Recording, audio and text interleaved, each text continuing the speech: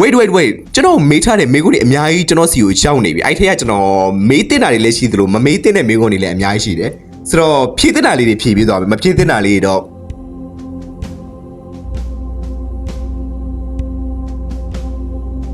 ့နံပါတ်1မေးခွန်းကဘာလဲလို့မေးဆိုရင် bro ရဲ့ fan တွေ subscriber တွေ bro ကို YouTube မှာအားပေးနေတဲ့ပရိသတ်တွေထဲမှာ bro ရဲ့ most favorite fan ကဘယ်သူလဲဆိုပြီးသူမေးတာတယ်ဆိုတော့ကျွန်တော်ကိုအားပေးတာထက်ကျွန်တော်ကဘယ်သူရဲ့ fan လဲဆိုပြီးတော့သူကပြန်မေးတာတယ်ကျွန်တော်ရဲ့ပရိသတ်တွေထဲမှာဆိုတော့အကုန်လုံးကကျွန်တော်ရဲ့ fan ပါပဲအဲ့ fan က FAN fan မှာ S ထည့်လိုက်တယ်ဆိုရင်တော့ပိုကောင်းလာမှာပါဆိုတော့အကုန်လုံးကျွန်တော်အားပေးလာတယ်ကြည့်ရှုလာတယ်ဒီလောက်အောင်ရှိတဲ့ subscriber တွေအကုန်လုံးကကျွန်တော်ရဲ့ fan ပါပဲလို့ကျွန်တော်ပြောလို့ရတယ်ဗျာဆိုတော့နံပါတ်2မေးခွန်းကဘာလဲလို့မေးနေဆိုရင်Big Bang Theory အကြောင်းပြောပြပါအောင်နဲ့ဆိုတော့ Big Bang Theory အကြောင်းကိုကျွန်တော်နောက်တက်ဗီဒီယိုတစ်ခုမှပဲကျွန်တော်ပြောပြလိုက်ပါမယ်ဆိုတော့ဒီဗီဒီယိုမှာပြောလိုက်ရဆိုရင်ဗီဒီယိုကြီးအရင်ရှည်သွားလိမ့်မယ်ဗျာဆိုတော့နောက်နံပါတ်3မေးခွန်းကမင်္ဂလာပါ bro ရေကဘာနှစ်ထပ် theory အကြောင်းလေးပြောပြပါလားတဲ့ Okay ပါဗျာဆိုတော့ဒီကဘာနှစ်ထပ် theory အကြောင်းကိုလည်းကျွန်တော်တီးတက်ကျွန်တော်ဗီဒီယိုတစ်ခုကျွန်တော်ထပ်တင်ပေးပါမယ်ဆိုတော့နောက်မေးခွန်းတစ်ခုကသူကမေးခွန်းတစ်ခုမဟုတ် comment မှာမေးခွန်းကအများကြီးရှိတယ်ဗျာဆိုတော့နံပါတ်1မေးခွန်းကဘာလဲလို့မေးရဆိုရင် Who do you admire to start your YouTube channel ဆိုတော့ကျွန်တော်ရဲ့ channel ကိုကျွန်တော်စတင်ဖို့အတွက်ကျွန်တော်ဘယ်သူ့ကိုအားကျခဲ့လဲလို့မေးတယ်ဗျာဆိုတော့အဲ့လိုမေးတဲ့အခါမှာကျွန်တော်ဘယ်သူ့ကိုအားကျခဲ့လဲလို့မေးတဲ့ဆိုရင်ဟိုအရင်တော့ကျွန်တော်တို့အရင်တော့ favorite ဖြစ်ခဲ့ရတဲ့ DD vlogger တို့ TBH lab တို့ကျွန်တော်တကယ်အားကျခဲ့ပါတယ်ဆိုတော့ဒါကျွန်တော်ရဲ့ပထမဆုံး admire person တွေလို့ကျွန်တော်တို့ပြောလိုက်ကျွန်တော်ရဲ့ senior တွေပေါ့ဗျာဆိုတော့အခုလက်ရှိနေတဲ့ vlogger တွေအဓိကကျွန်တော်နံပါတ်1အကြိုက်ဆုံး vlogger ဘယ်သူလဲလို့မေးတဲ့ဆိုရင်ခွန်စော်ရဲမောင်ပါဆိုတော့ခွန်စော်ရဲမောင်ကကျွန်တော်ကခွန်စော်ရဲမောင် fan အကြီးစားပါဆိုတော့ကျွန်တော်ငယ်ငယ်လေးတည်းကျွန်တော်ရဲ့8တန်း9တန်း10တန်းပေါ်အောင်တော်တော်လေးလှပအောင်လုပ်ပေးခဲ့တာတော်တော်လေးဘ ഹു တုတမြောင်းအောင်လုပ်ပေးခဲ့တာကတော့ကျွန်တော်တို့ဒါ pop and look ခေါ်တဲ့ခွန်စော်ရဲမောင်ပါဆိုတော့ကျွန်တော်ရန်သဘောကျပါတယ်သူဆိုတော့ who is your favorite YouTuber ဆိုတော့အဓိကအဲ့ဒါပါပဲဆိုတော့ကျွန်တော်ရဲ့ favorite YouTuber တော့ခွန်စော်ရဲမောင်ရှိတယ် TBH lab က brother ရှိတယ်ပြီးတော့GD vlogger ရှိတယ်ဆိုတော့သူတို့ကျွန်တော်အရင်သဘောကျပါတယ်ဆိုတော့နောက်တစ်ခုကဘာလဲဆိုလို့ဆို which scientific book do you usually read to gain knowledge ဆိုတော့ကျွန်တော်ဘယ်လိုမျိုး science စာအုပ်တွေကိုကျွန်တော်ဖတ်လဲဆိုပြီးတော့သူမေးထားတယ်ဆိုတော့အဓိကကတော့ကျွန်တော် science စာအုပ်မှာကျွန်တော် reader digest တွေဖတ်တယ်ဆိုတော့ reader digest တွေကတော့အများကြီးရှိတယ်ဗျာ journal ပုံစံမျိုးလာတာတွေရှိတယ်ဆိုတော့အဲ့ဒါလေးတွေဖတ်တယ်ပြီးတော့တစ်ခုကကျတော့အဓိကအများဆုံးကျွန်တော်ဖတ်တဲ့နေရာတော့ Wikipedia ပဲဆိုတော့ internet မှာကျွန်တော်သွားပြီးဖတ်တာတော့ပုံများစာအုပ်ကိုင်ပြီးဖတ်တာနဲ့ဆိုင်Do you believe that there's a time traveler machine in real life ကျွန်တော်ယုံလားပေါ့ဆိုတော့ time traveler machine ကတကယ်အပြင်လောကကြီးမှာရှိတယ်ဆိုတော့ကျွန်တော်အချိန်ခရီးသွားဆက်ကြတကယ်ရှိလားလို့သူမေးခဲ့တဲ့မေးခွန်းကတော့ကျွန်တော်အနေနဲ့ပြောရမယ်ဆိုရင်တော့မယုံပါဘူးကျွန်တော်ဒီဓာတ်ကြီးတကယ်ရှိတယ်ဆိုတော့နောက်တစ်ခုက if you have a time traveler machine which PDF or earth would you like to go ကျွန်တော်ကတကယ်လို့ကျွန်တော်မှာ time traveler machine ရှိတယ်ကျွန်တော်အချိန်တွေနောက်ပြန်ဆုပ်နိုင်တယ်လို့ပြောရဲဆိုရင်အဓိကတော့ကျွန်တော်ဘာတွေတော့ပြင်မိမလဲလို့မေးတယ်ဆိုရင်နံပါတ်1အချက်ကျွန်တော်ဘဝမှာလုပ်ခဲ့တဲ့အမှားကြီးတစ်ခုကလူတစ်ယောက်အကြီးယုံစားမိတာပဲလို့ပြောလို့ရတယ်ဆိုတော့အဲ့အချက်ကိုကျွန်တော်သွားပြီးပြင်ဖို့အတွက်ကတော့နံပါတ်1ချက်ဖြစ်နေလိမ့်မယ်ဆိုတော့အခု Charlie နောက်တစ်ခါ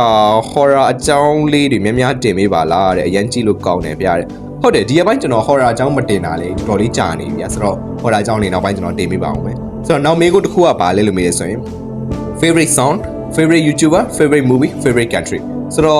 ့ကိုအကြိုက်ဆုံးသချင်းကဘာလဲလို့မေးရဆိုရင်ကျွန်တော်သချင်းတွေအများစုနားထောင်ပါတယ်ဆိုတော့ကျွန်တော်အကြိုက်ဆုံးသချင်းရေလို့တော့မရှိဘူးဗျာဆိုတော့သချင်းတွေအကုန်လုံးကျွန်တော်အနေနဲ့ကြည့်မယ်ဆိုကျွန်တော်အိန္ဒိယသချင်းလည်းနားထောင်တယ်ကျွန်တော်မြန်မာသချင်းလည်းနားထောင်တယ်အင်္ဂလိပ်သချင်းလည်းနားထောင်တယ်အီတလီသချင်းလည်းနားထောင်တယ်ဆိုတော့တော်တော်များများအခု trend ဖြစ်နေတဲ့သချင်းတွေအကုန်လုံးနှိပ်ပါကိုကျွန်တော်နားထောင်ပါတယ်ဆိုတော့ကျွန်တော်ရဲ့ favorite YouTuber ကမြန်မာနိုင်ငံအခြေအနေနဲ့ကြည့်မယ်ဆိုရင်မြန်မာနိုင်ငံမှာကျွန်တော်ရဲ့ favorite YouTuber ကpop and ခွန်စော်ရဲမှာဆိုတော့တခြား abroad ကလူတွေကိုကျွန်တော်ကြည့်မယ်ဆိုရင်ကျွန်တော်ရဲ့ favorite YouTuber က Mr Beast ဆိုတော့ဘာဖြစ်လို့လဲဆိုတော့သူအလှူတွေလောက်တာတယ်သူတချို့ဟာလေးတွေ free လုပ်ပေးတာတွေကျွန်တော်အရင်သဘောကျလို့ဆိုတော့ကျွန်တော်ရဲ့ favorite movie ကျွန်တော်အကြိုက်ဆုံးရုပ်ရှင်ကဘာရုပ်ရှင်ကျွန်တော်ရဲ့ favorite movie ဆိုတော့ကျွန်တော်အကြိုက်ဆုံးရုပ်ရှင်ကဘာရုပ်ရှင်ဖြစ်မလဲလို့မေးရဲဆိုရင်ဆိုတော့ science နဲ့ပတ်သက်တဲ့ရုပ်ရှင်တွေကိုကျွန်တော်အရန်သဘောကျတယ်ဆိုတော့ကျွန်တော်အကြိုက်ဆုံးရုပ်ရှင်ကတော့အခုလက်ရှိကျွန်တော်အကြိုက်ဆုံးဖြစ်နေတဲ့ရုပ်ရှင်ကတော့ science နဲ့တော့ဘာမှမဆိုင်ဘူး Peaky Blinders ရုပ်ရှင်ကိုကျွန်တော်ရုပ်ရှင်မို့ series ကိုကျွန်တော်အရန်သဘောကျတယ်နောက်တစ်ခုကပါလဲလို့မေးရဆိုရင် favorite country ကျွန်တော်အကြိုက်ဆုံးနိုင်ငံဘယ်နိုင်ငံလဲလို့မေးတယ်ဆိုရင်လက်ရှိကျွန်တော်နေတဲ့မြန်မာနိုင်ငံပါပဲဆိုတော့မြန်မာနိုင်ငံလောက် community ကောင်းတဲ့လူတွေမြန်မာနိုင်ငံလောက်လူမှုရေးရှိတဲ့လူတွေဘယ်နိုင်ငံမှမရှိပါဘူးဆိုတော့အဲ့ဒါတကယ်ကျွန်တော်ပုံမှန်လေးပြောတာပါဆိုတော့ကျွန်တော်အကြိုက်ဆုံးနိုင်ငံကလည်းမြန်မာနိုင်ငံပါပဲနောက်တစ်ချက်ကပါလဲလို့မေးဆိုရင် Charlie everything bro ရဲ့ရီမန်းချက်တွေဘာတွေလဲတဲ့ဆိုတော့ကျွန်တော်ရဲ့ရီမန်းချက်တွေဘာတွေရှိမလဲလို့မေးတယ်ဆိုရင်ဆိုတော့ကျွန်တော်အရင်တော့အရန်ရီမန်းချက်ကိုကြီးကြီးမားမားထားလေးရှိတယ်ဗျာဆိုတော့ အသက်28ကျွန်တော်အသက်18အရွယ်ကျွန်တော်28မှာဘာလုပ်ရမလဲဆိုရင် plan ကိုရှိပြီးပါတယ်ဒါပေမဲ့အဲ့ဒါတွေကျွန်တော် go through ဖြစ်လာပြီးနောက်ပိုင်းမှာကျွန်တော်အသက်20လုံးအခုကျွန်တော်အသက်23ဗျာ24ပြည့်တော့မယ်ဆိုတော့အဲ့အချိန်မှာ18ကနေပြီးတော့ကျွန်တော်23ကျွန်တော် go through လောက်လာတဲ့အချိန်မှာကျွန်တော်ဘာတွေသတိထားမိလဲလို့မေးတယ်ဆိုရင်ဆိုတော့လူတွေအကုန်လုံးယုံကြည်လို့မရတာတွေဆိုတော့ကိုနားမှာရှိတဲ့လူတွေကကိုနဲ့အမြဲတမ်းအတူတူမရှိဘူးဆိုတဲ့ဟာတွေဆိုတော့အဲ့ဒါမျိုးတွေကျွန်တော်အများကြီးကျွန်တော်လေ့လာပြီး go through လောက်လာတဲ့အချိန်မှာကျွန်တော်ရဲ့ရည်မှန်းချက်ကဘာလဲလို့မေးတယ်ဆိုရင်ဒီနေ့ကျွန်တော်အတွက်ဘဝအတွက်ကျွန်တော်အကောင်းဆုံးလုပ်လာရမယ်ကျွန်တော်ညဘက်အိတ်တဲ့အခါကျရင်ကျွန်တော်ငါဒီနေ့အကောင်းဆုံးလုပ်ခဲ့လားဆိုတော့မေကွန် yes လို့ဖြစ်နိုင်တယ်ဆိုရင်ဒါကျွန်တော်ရဲ့ရည်မှန်းချက်ကြီးကအောင်မြင်တဲ့သဘောတရားပါပဲဆိုတော့ကျွန်တော်အခုလက်ရှိ long term plan ကျွန်တော်မထားပါဘူးကျွန်တော် short term plan ပဲထားတယ်ကျွန်တော်ဘဝမှာဘာတွေလုပ်ချင်လဲဆိုတော့ဒီနေ့တနေ့တာအတွက်ပဲကျွန်တော်ရည်ရွယ်ချက်တွေခြားရေးလေးရှိတယ်ကိုချာလီရဲ့ဗီဒီယိုအစမှာ wait ဆိုတာလေးကသဘောကျတယ်ဗျာဆိုတော့တချို့တွေကြတော့လေသဘောကျကြလေလူတွေရှိတယ်တချို့ကြတော့လေ annoying ဖြစ်တဲ့လူတွေတချို့ကြတော့လေဟိုအဆင်မပြေဘူးလို့ပြောတဲ့လူတွေလည်းရှိတယ် maybe အခုကြည့်နေတဲ့ပရိသတ်ကြီးတွေနေတော့ဘယ်လိုထင်လဲဆိုတော့ကျွန်တော်အနေနဲ့ဒီ wait ဆိုတာအဆင်ပြေတယ်လို့နေတယ်ဆိုရင် yes လို့မှတ်ခဲ့ပြီပါအဲ့လို yes ကများနေဆိုကျွန်တော် wait ကိုကျွန်တော်ဆက်ပြီးတော့ maintain လုပ်မယ်ဒီလို yes ကနည်းနေတယ်ဆိုရင်တော့ကျွန်တော် wait ကိုကျွန်တော်ဆက်ပြီးတော့မပြောတော့တချို့ကြကြိုက်တဲ့လူတွေရှိတယ်တချို့ကြတော့မကြိုက်တဲ့လူတွေလည်းရှိတယ်ဗျာဆိုတော့နောက်တစ်ခုကမြန်မာ story အကြောင်းတစ်ခုလောက်ဆိုတော့မြန်မာ story ကြောင့်ဘာကိုသိကျင်တာလဲဗျာဆိုတော့ဟိုမေကွန်းလေးတိတိကျကျမေးတယ်ဆိုရင်တော့ကျွန်တော်ဖြေရတာတော့ပြန်ပြီးတော့ပိုကောင်းမယ်ထင်တယ်လို့ကျွန်တော်ယူဆတယ်နောက်တစ်ခုကSona Island အကြောင်းပြောပြပေးပါတယ် okay ပါဗျာကျွန်တော်ဗီဒီယိုတစ်ခုကျွန်တော်တီးတန့်ကျွန်တော်ထပ်တင်ပေးပါမယ် brother ရဲ့နောင်တအရဆုံးအချိန်ကိုကျွန်တော်သိကျင်ပါတယ်ကျေးဇူးပြုပြီးပေါ့တယ်ဆိုတော့ကျွန်တော်ခုနပြောပြခဲ့ပြီပါပဲနောင်တအရဆုံးအချိန်ကကျွန်တော်လောကကြီးမှာဗျာကျွန်တော်တို့ယုံကြည်ရတဲ့လူတွေရှိတယ်အဲ့လိုယုံကြည်ရတဲ့လူတွေကသူတို့မယုံကြည်ရတဲ့လုပ်ရက်တွေလုပ်လိုက်တဲ့အခါမှာကျွန်တော်တို့အရန်ခံစားရတယ်ဗျာအဲ့လိုခံစားခတ်တဲ့အခါကျရင်ကျွန်တော်တို့အနေနဲ့လုံးဝကိုယ့်ကိုလက်မခံနိုင်ဘူးဘာလို့ငါ့အောင်မှတို့လုပ်ရက်ခဲ့တာလဲငါဘာမှားခဲ့လို့လဲဆိုတဲ့ဟာတွေအများကြီးရှိတယ်ဆိုတော့အဲ့လိုမျိုးအချိန်မျိုးမှာလူတစ်ယောက်ကိုယုံပြီးတော့အလုပ်ပဲဖြစ်ဖြစ်ဘာပဲဖြစ်ဖြစ်ပုံအပ်လိုက်တဲ့အခါမှာကျွန်တော်ရဲ့အားနည်းချက်တစ်ခုကလွယ်လွယ်ကူကူယုံကြည်တတ်တာကျွန်တော်ရဲ့အားနည်းချက်တစ်ခုဗျာဆိုတော့အဲ့လိုမျိုးလွယ်လွယ်ကူကူယုံကြည်လိုက်ပဲဆိုရင် तू လှုပ်လိုက်မှာပဲဆိုပြီးတော့ရည်ရွယ်ချက်တစ်ခုနဲ့ကိုကတော့လွတ်လိုက်တယ်ဒါပေမဲ့အထဲမှာတော့तू ကတော့ဟိုမကျေနပ်ချက်တွေဟိုမနာလိုမှုတွေအများကြီးရှိနေတာတော့ကိုကတော့မမြင်ရဘူးဆိုတော့အဲ့လိုမျိုးဟာတွေကိုကျွန်တော်နောင်တရမိပါတယ်အဓိကတော့ကိုလိုမျိုးဘုံကတော့ကိုလိုမျိုးတွေးမယ်ကိုလိုမျိုးပဲဆုံးဖြတ်ကြမယ်ဆိုပြီးတော့စဉ်းစားခဲ့တာတွေကိုလည်းနောင်တရမိပါတယ်ဆိုတော့ favorite YouTuber ရှိလားရှိပါတယ်ဗျဆိုတော့ကျွန်တော်ခုနကလည်းပြပြခဲ့ပူသွားပါပြီဆိုတော့ဦးလေးရဲ့နာမည်အရင်ကဘာလဲဆိုတော့ဦးချာလေးရဲ့နာမည်အရင်ကဘာလဲကျွန်တော်ဦးမဟုတ်သေးပါဘူးကျွန်တော်အခုလက်ရှိကျွန်တော်နာမည်ကိုအရှိရနေပြီးတော့အသက်ပိုင်းခြားနေကျွန်တော်တက်မယ်ဆိုရင်မောင်ကနေပြီးတော့ကိုစပြီးပြောင်းနေပြီဦးတော့ကျွန်တော်မရောက်သေးပါဘူးလို့ကျွန်တော်ယူဆရဗျာဆိုတော့မောင်တော့မဟုတ်တော့ဘူးပေါ့ဦးချာလေးရဲ့နာမည်အရင်ကဘာလဲဆိုတော့ကျွန်တော်ရဲ့နာမည်အရင်ကမြန်မာနာမည်လို့ခေါ်ရင်2 on လွင်ပါကျွန်တော်ရဲ့ခရစ်စတီယန်နာမည်တစ်ခုရှိတယ်အဲ့ဒါ Charles David ဆိုတော့ဖန်ဆင်းရှင်ရှိခြင်းအပေါ်ဘရိုရဲ့ထင်မြင်ယူဆချက်ကပါလေဆိုတော့အဲ့ဒါကျွန်တော်ဗီဒီယိုတော်တော်များများမှာလည်းကျွန်တော်ထည့်ပြောခဲ့ပါတယ်ဆိုတော့ဖန်ဆင်းရှင်ရှိတာကိုthe creator ရှိတာကိုကျွန်တော်ကိုယ်တိုင်ယုံကြည်တဲ့လူတစ်ယောက်ပါဆိုတော့အသက်22ကျော်ပြီးတဲ့အရက်မြင့်ချင်လို့တဲ့ဘယ်လိုလုပ်ရမလဲတဲ့လက်ရှိရက်က9ပေ2ပါတဲ့ဆိုတော့ဒီအကောင့်ရဲ့ပိုင်ရှင်ကဒါအမျိုးသမီးထင်တယ်မြန် no way ဆိုတော့ maybe ကျွန်တော်ခံမှန်းရတဲ့လောက်ကဒီအကောင့်ရဲ့ပိုင်ရှင်ကအမျိုးသမီးဖြစ်နိုင်တယ်ဆိုပြီးတော့ကျွန်တော်ယူဆတယ်ဆိုတော့အရက်9ပေ2ဆိုတော့အရင်လဲပူးတယ်ထဲမှာတော့မပါပါဘူးအရက်ကတော့ထိုက်တဲ့လောက်တော့ရှည်ပါတယ်ဆိုတော့အသက်22ကျော်ပြီဆိုတော့လွယ်တော့မလွယ်ဘူးဗျာအသက်တချို့ကျတော့ generation အကြပြန်ရှည်တာလေးတွေရှိတယ်ဒါပေမဲ့အသက်22ကျော်ပြီဆိုရင်တော့ main လေးတော်တော်များများတော့ရက်ရှည်တာတော့ရက်တန်သွားတယ်but ကို generation ကဘယ်လိုမျိုးလဲကိုယ့်ရဲ့မိဘကရက်ဘလို့ရှိလဲဆိုတော့ကို generation ထဲမှာရက်ရမ်းရှိတဲ့လူတွေကိုအဖိုးပဲဖြစ်ဖြစ်ကိုရဲ့အဖွားပဲဖြစ်ဖြစ်အဲ့လိုမျိုးရက်ရမ်းရှိတဲ့လူရှိတယ်ဆိုရင်တော့ maybe ရှိနိုင်တဲ့percentage ကတော့ရှိနေသေးတယ်ကျွန်တော်အနေနဲ့ပြောရမယ်ဆိုရင်ကျွန်တော်ရဲ့ generation မှာရက်ရှိနိုင်တဲ့လူရှိတယ်ပြီးနောက်တစ်ခါကျွန်တော်ကိုယ်တိုင်လည်းလေ့ကျင့်ခန်းတွေလုပ်တယ် workout တွေလုပ်တယ်ရေတွေကူးတယ်ပြီးတော့ဘားခိုတယ်ဆိုတော့အဲ့လိုမျိုးဟာတွေရှိတဲ့အတွက်ကိုမှကျွန်တော်ကိုယ်တိုင်လည်းပုံမှန်ထက်ကိုကျွန်တော် generation မှာရက်ပူးတဲ့လူများနေပေမဲ့ကျွန်တော်ကအရက်နည်းနည်းပူရှိတယ်ဗျာဆိုတော့နောက်တစ်ခုကဘာလဲလို့မေးလို့ဆိုရင် Martin Luther King အကြောင်းပြောပြပေးပါလားဘရိုတဲ့Okay ဆိုတော့ Martin Luther King ကြောင်းကျွန်တော်တိတက်ကျွန်တော်ဗီဒီယိုတစ်ခုကျွန်တော်ထပ်တင်ပေးပါမယ်။ကိုချာလီရဲ့အကြိုက်ဆုံးအသီးတဲ့ဆိုတော့ကျွန်တော်အကြိုက်ဆုံးအသီးကဘာသီးလဲဆိုတော့ကျွန်တော်အရန်ကြိုက်တဲ့အသီးကတော့လိမ္မော်သီးပါဆိုတော့လိမ္မော်သီးကျွန်တော်အရန်ကြိုက်ပါတယ်ဒါပေမဲ့လိမ္မော်ရောင်တော့ကျွန်တော်အရန်မကြိုက်ဘူးလိမ္မော်သီးစားတော့ကျွန်တော်ကြိုက်ဆိုတော့ကိုချာလီတဲ့ကျွန်တော်နာမည်ခေါ်ပေးပါတဲ့အာကာလင်းပါဗျအဆင်ပြေပါအဆင်ပြေပါတယ်အာကာလင်းမင်္ဂလာပါမောင်အာကာလင်းဆိုတော့ကပ္ပရဲ့အစဘယ်လိုလဲပြောပြပေးပါဦးနဲ့ကျွန်တော်အဲ့ဒါပြောပြပြီးသွားပြီထင်တယ်ဆိုတော့ကျွန်တော်ရဲ့channel မှာကျွန်တော်တင်ပေးတာပါတယ်ကဘာကြီးဘယ်လိုစတင်နိုင်နေဆိုတော့ကျွန်တော်တို့ဒီတိတ်ပန်ကြဖြည့်ရှင်းထားတဲ့ဖြည့်ရှင်းချက်တွေကိုဆိုတော့အများကြီးကျွန်တော်ပြောပြခဲ့ပါတယ်ဆိုတော့ဒီဗီဒီယိုတစ်ခုမှမဟုတ်ဗီဒီယိုပေါင်းများစွာကျွန်တော်ပြောပြခဲ့ပါဆိုတော့ War Prayer background music link လေးပေးထားပေးပါလားဆိုတော့ကျွန်တော်ထင်ကျွန်တော်ရဲ့ background music ကိုဒီ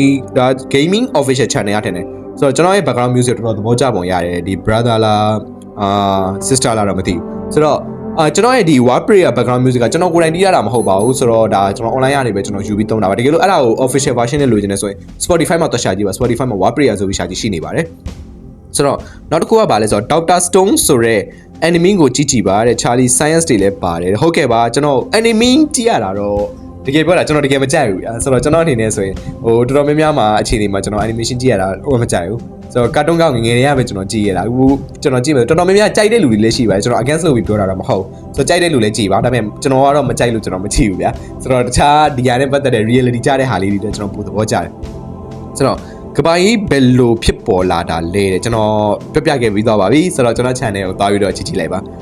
bro ရဲ့ Islam ပေါ်အမြင်လေးပြောပြပါတယ် universe နဲ့ပတ်သက်တာလေးလည်းတင်ပေးပါအောင်တဲ့အမြင်အားပေးနေပါတယ်ဆိုတော့အခုလက်ရှိကျွန်တော်ပြောရမယ်ဆိုရင်ကျွန်တော်တို့လက်ရှိရှိမှာဘာသာရေး၄ခုကအဓိက main အနေနဲ့တည်ရှိတယ်ဗျာဆိုတော့အဲ့ဘာသာရေး၄ခုလုံးမှာကျွန်တော်တို့ပြောတဲ့ပညာချက်တွေရှိမယ်ပြီးတော့နောက်တစ်ခုကကျွန်တော်တို့ကန့်သက်ထားတဲ့ကန့်သက်ချက်တွေရှိမယ်ပြီးတော့ကျွန်တော်တို့ဒါလောကဓာတ်တရားတွေရှိမယ်အကုန်လုံးကျွန်တော်တို့ခြုံပြီးကြည့်လိုက်မယ်ဆိုရင်လူတွေကိုကောင်းမှုပဲတုံတင်ဆုံးမပေးတာလားအကုန်လုံးကျွန်တော်ကောင်းပါတယ်ဆိုပြီးတော့ကျွန်တော်ယူဆပါတယ်အဓိကကျွန်တော်အမြဲ follow လုပ်တာကြတော့ဗုဒ္ဓမြတ်စွာဘုရားရဲ့ဟောပြောချက်တွေကိုကျွန်တော်အမြဲတမ်းကျွန်တော် follow လုပ်တယ်အမြဲတမ်းလည်းကျွန်တော်နားထောင်ပါတယ်ဆိုတော့နောက်မေးခွန်းတစ်ခုကပါလဲဆိုကိုချာလီဗုဒ္ဓဘာသာကိုဘယ်လိုမြင်ပါသလဲတဲ့ဆိုတော့ကျွန်တော်တို့သင်ယူစရာတွေလေ့လာစရာတွေအများကြီးရှိတယ်ဆိုတော့ကျွန်တော်အမြဲတမ်းလည်းလေ့လာလိုက်စားနေတဲ့လူတစ်ယောက်ပါဆိုတော့ဗုဒ္ဓဘာသာနဲ့ပတ်သက်ပြီးတော့အခုထိလည်းကျွန်တော်လေ့လာနေတော့ပါဆိုတော့ဘုံဘုံဖျားတွေရှိရတယ်ကျွန်တော်အမြဲတမ်းအကူကြီးတောင်းပြီးတော့တချို့သောတရားတွေကျွန်တော်အခုထိနားထောင်နေပါတယ်ဆိုတော့အရင်လည်းသဘောကျပါတယ်ကျွန်တော်ရဲ့ favorite fruit ကျွန်တော်ရဲ့ favorite fruit ကကျွန်တော်ကပြောခဲ့ပါပဲကျွန်တော်လိမ္မော်ဒီရန်ကြိုက်ပါတယ်ဆိုတော့idol တဲ့ကဘာကြီးကနောက်နှစ်ပေါင်းများစွာမှာတဲ့ mass လို့ဖြစ်လာနိုင်လားတဲ့ဆိုတော့ကဘာကြီးကနောက်နှစ်ပေါင်းများစွာမှာ mass လို့ဖြစ်လာနိုင်လားတော့ကျွန်တော်တို့မသိဘူးဒါပေမဲ့ mass ကတော့နောက်နှစ်ပေါင်းများစွာမှာလူတွေတွက်နေလာနိုင်တယ်ကဘာကြီးတခုဖြစ်လာနိုင်တယ်ဆိုတော့ကျွန်တော်အာမခံနိုင်တယ်ဘာလို့ဆိုတော့ mass မှာလူတွေနေထိုင်ဖို့အတွက် Elon Musk က project တွေအများကြီးလုပ်နေပြီဗျာဆိုတော့နောက်တစ်ခုကဘာလဲဆိုတော့ဟိုတစ်ခါတဲ့ Diana အကြောင်းတင်တာတွေတဲ့သူမသိခင်တော့တန်တရားဖြစ်နေရတွေရှိတယ်တဲ့သူမသိပဲလှုပ်ဝက်နေထိုင်နေဆိုတော့ conspiracy theory လေးကိုတဲ့ video လေးနဲ့တင်ပေးစေချင်ပါတယ်တဲ့ဆိုတော့Diana အကြောင်းကိုကျွန်တော်ပထမဗီဒီယိုတစ်ခုတင်ခဲ့သေးတယ် Diana ရဲ့တည်ဆုံမှုကဘယ်လိုဖြစ်ပေါ်လာတာလဲဘာလဲဆိုပြီးကျွန်တော်တည်ဆုံခဲ့ဆိုတော့အဲ့ထဲမှာ conspiracy theory ဆိုသူကတကယ်လို့မတည်ခဲ့ဘူးဆိုရင်မတည်ဘဲနဲ့တည်သွားတဲ့ပုံစံမျိုးနေထိုင်ခဲ့တယ်ဆိုရင်အဲ့လိုမျိုးလှုပ်ဝက်ချက်တာရှိနေဆိုဘယ်လိုဖြစ်လာမလဲဆိုပြီးတော့ဒီ comment ပိုင်ရှင်ကတော့မင်းတန်းကိုကတော့ကျွန်တော်အဲ့လိုမျိုးမှတ်ထားပါတယ်ဆိုတော့ကျွန်တော်အထင်ပြောရမယ်ဆိုရင်လူတယောက်တည်ဆုံခြင်းမတည်ဆုံခြင်းဆိုတာကျွန်တော်ကိုယ်လည်းမြင်ရတာမဟုတ်တဲ့တော့အဲ့နိုင်ငံမှာရှိတဲ့ death certificate ပေါ့ Diana တည်ဆုံးသွားပြီဆိုတော့အထောက်အထားတစ်ခုကထွက်လာပြီဖြစ်တဲ့တော့မှတည်ဆုံးသွားပြီဆိုပြီးတော့ပဲကျွန်တော်ကိုယ်လည်းယူဆပါတယ်တကယ်လို့ तू မတည်ဆုံးပဲနဲ့ तू ဘာလို့လှုပ်ဝက်နေထိုင်နေဆိုရင် तू ဘယ် identity နဲ့ तू နေထိုင်မှာလဲ तू ရဲ့ဟုတ်ပြီ तू အဲ့အင်္ဂလန်မှာ तू မတည်ဆုံးနေပဲနဲ့ तू နေထိုင်ခဲ့မယ်ဆိုရင်အင်္ဂလန်ရဲ့ဘယ်နေရာမျိုးမှာ तू နေထိုင်မှာလဲဘယ်လို identity မျိုးနဲ့ तू နေထိုင်မှာလဲလို့ဆိုလုံးဝဆိုတော့အင်္ဂလန်နိုင်ငံမှာဆိုလဲ तू မှာ तू ရဲ့ ID card ဆိုတာရှိမှာပဲလေအဲ့ ID ကို तू မသုံးဘဲနဲ့အဲ့မှာပဲနေထိုင်နေဆိုရင်လဲတခြားနိုင်ငံတွေ तू သွားလာလို့မရတော့ပဲအခြေအနေဖြစ်သွားလိုက်မှာဗျကျွန်တော်အထင်ပြောရမယ်ဆိုရင်တော့ Diana ကတော့ officially တည်ဆုံးသွားပါပြီဟိုသတင်းတွေအရာပေါ့ဆိုတော့အခုဘာတင်နေကျွန်တော်အကုန်ကြည့်တယ်တဲ့မသိတာတွေအကုန်သိရလို့အားပေးနေပါတယ်ဆက်လက်အားပေးပါဆိုတော့လိုအပ်တာတွေရှိရင်လည်းကျွန်တော်အမြဲတမ်း comment လို့ရပါတယ်စကားအပြောဆိုကောင်းပြီးတော့လူမှုရေးဆက်ဆံအတော်တဲ့လူတယောက်နဲ့ကျောင်းပညာရေးထူးချွန်တဲ့တယောက်မှာဘယ်သူကလုပ်ငန်းခွင်ထဲမှာပို့ပြီးတော့အရေးပါလဲဆိုတာကိုသိချင်တယ်အကယ်၍အဲ့နှစ်ယောက်လုံးကပညာရေးထူးချွန်လို့လူကပို့အရေးနိုင်နေဆိုရင်ဘယ်လိုလိုမျိုးတွက်ရှာတဲ့အခါမှာပညာရေးကိုကြည့်ပြီးယာလူနေနဲ့ခွဲခြားလဲဆိုတာသိချင်ပါတယ်ဆိုတော့ကျွန်တော်အနေနဲ့ပြောရမယ်ဆိုရင်ဗျာဘဝမှာပညာရေးဆိုတာနှစ်ခုရှိတယ်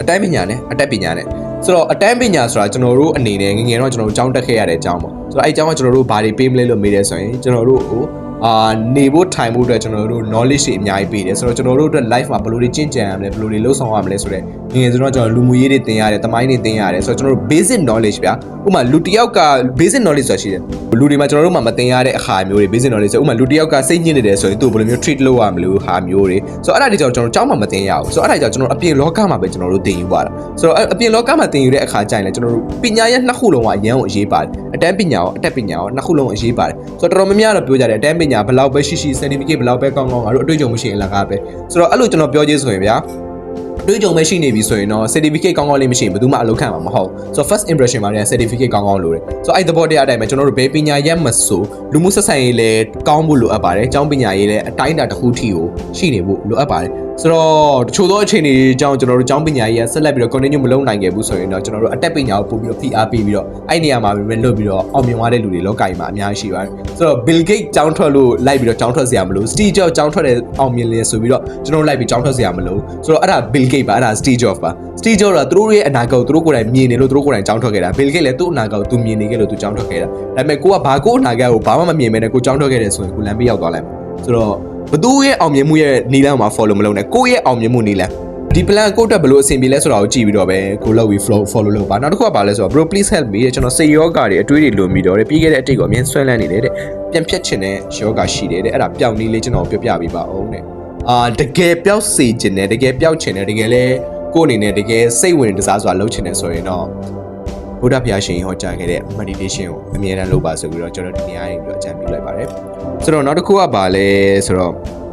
bodily ကြောင့်မပြောပြသေးဘူးနော်တဲ့ anyway what's your goal bro 1 million subscriber ထိရောက်နိုင်မယ်ထင်လား serial killer အကြောင်းလေးတွေရောတင်ပေးပါဆိုတော့ bodily ဆိုတာ Bruce Lee ရဲ့သားတယောက်ဆိုတော့သူ့အကြောင်းကျွန်တော်မတင်ရသေးဘူးဆိုပြီးတော့ကျွန်တော် comment မှာလာပြီး remind လုပ်ပေးတာပါတယ်ကျေးဇူးတင်ပါတယ်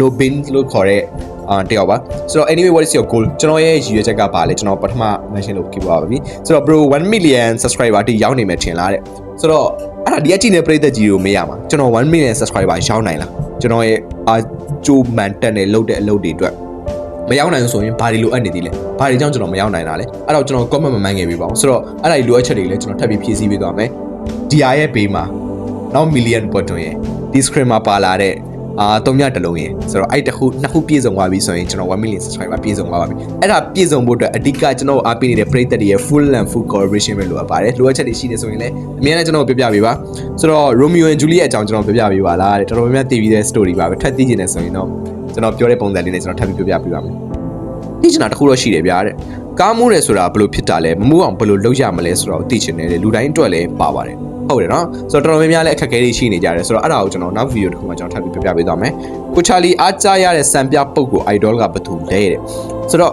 ကျွန်တော်အားကြားရတဲ့စံပြပုဂ္ဂိုလ် idol ဆိုတော့အခုလက်ရှိကြည့်မယ်ဆိုရင်ကျွန်တော်အနေနဲ့ကြည့်မယ်ဆိုကျွန်တော်ရဲ့ role model ပေါ့ကျွန်တော်ရဲ့ role model ဆိုတာအခုလက်ရှိဘယ်သူရှိမလဲလို့မေးတယ်ဆိုရင် yes ကျွန်တော်မွေးထုတ်ပေးတဲ့မိဘနှစ်ပါးပဲကျွန်တော်ပြောပြရစ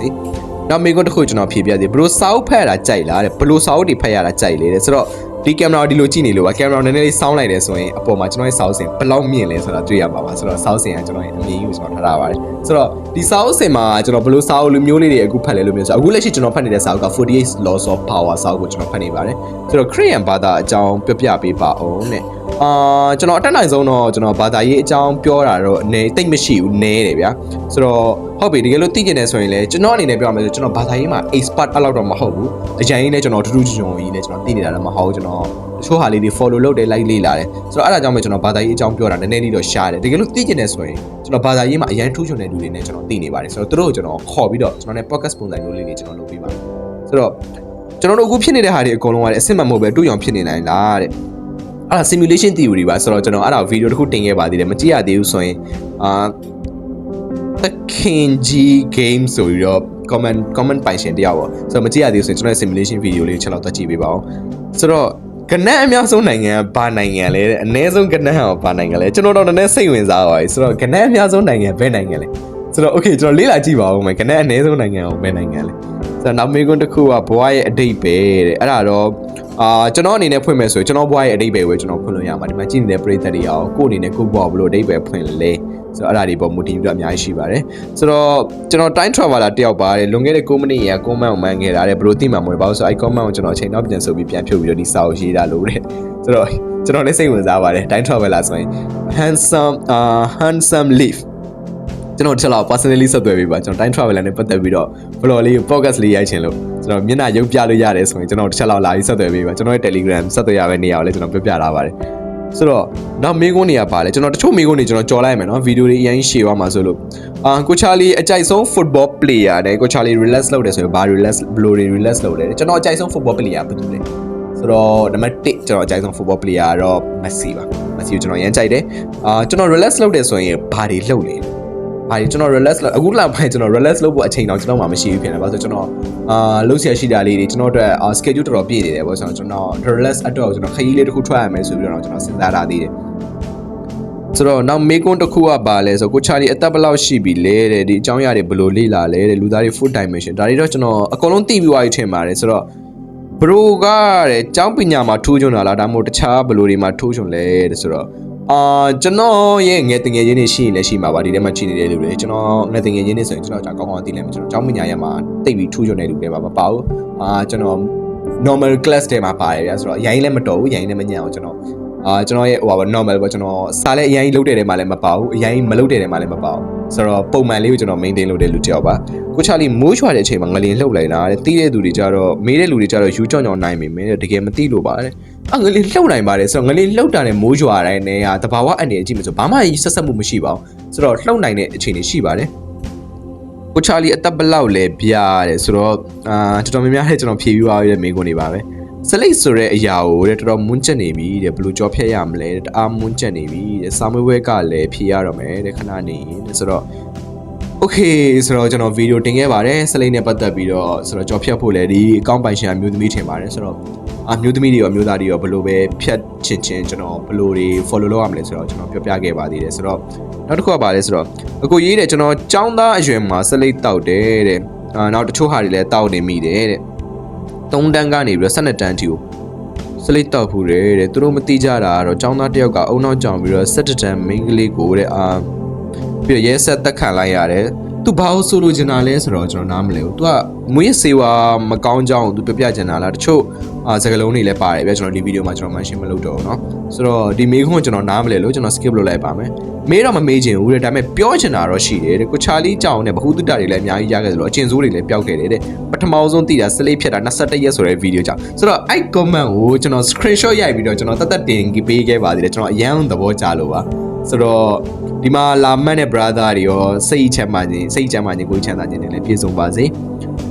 နောက်မေကွန်တစ်ခုကကိုချာလီရ black hole နဲ့ပတ်သက်တဲ့ဟာတွေလည်းတင်ခဲ့ပါသေးတယ်ထပ်ပြီးတော့လည်းတင်ပေးပါအောင်နဲ့ဟုတ်ပါပြီဆိုတော့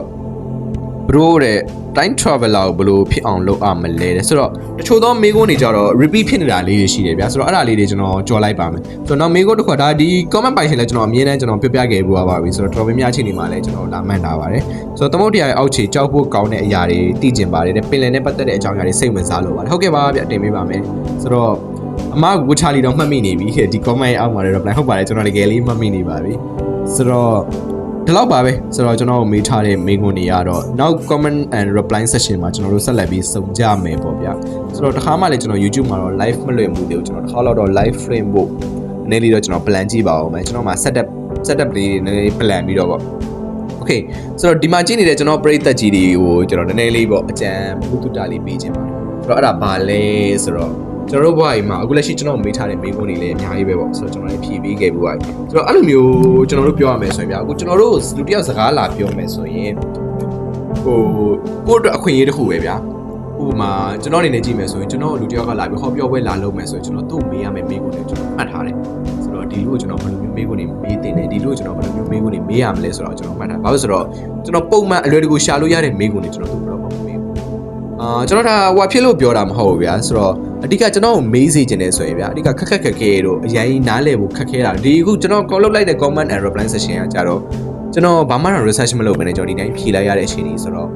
့နောက်တစ်ခါကျွန်တော်အဲ့လို comment reply section လေးဆိုရင်ဗျာကျွန်တော်တေးသေးချာချာလေးအဲ့လိုမျိုးအသက်ဘလောက်လေးတို့ကြီးစားရှိလားဆိုတဲ့မိကုန်းဒီမဟုတ်ပြောမဟုတ်ပဲနဲ့တခြားတကယ်ကျွန်တော်တို့တကယ်လောကကြီးမှာကြုံတွေ့ရတဲ့အခက်အခဲတွေကိုဘယ်လိုကြော်ဖြတ်မလဲတို့ဆိုတော့အသေးကွဲနေတဲ့လူတွေဘယ်လိုကူစားမလဲလို့ဆိုတော့အဲ့လိုမျိုးဟာလေးတွေကျွန်တော်လာမှန်ကြရပြီကျွန်တော်လည်းအဓိက